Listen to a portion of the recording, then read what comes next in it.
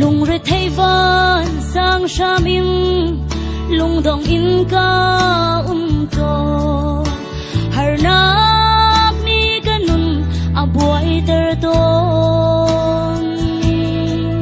boy pa chu ka au chat i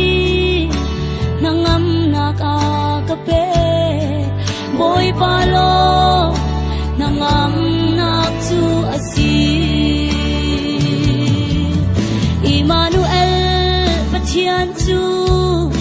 kan sim a sung sa chim phang in hoi do di la u lung re thei na ton chat le har nak na ton chana boy pa chu som lo an bom câu lai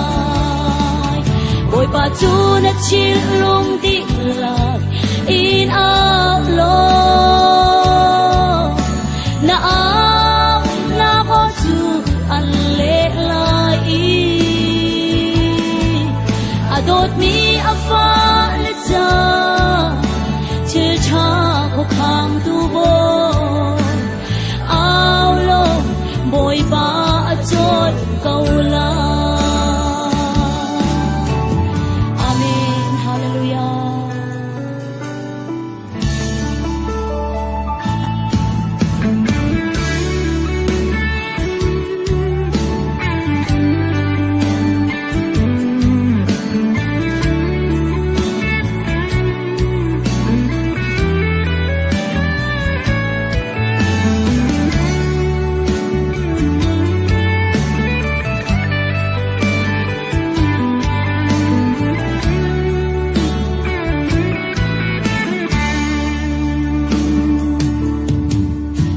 cho bar te mu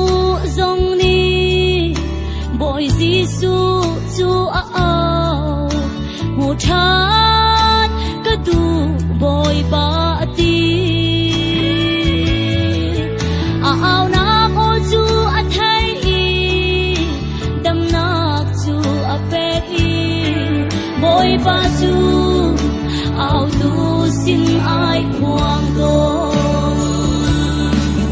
boy pa chu na chil lung di lạc in out lo na ao na ko chu an le lai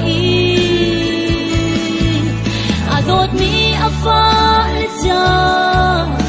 chil cha ko khang tu bo ao lo boy pa chot câu la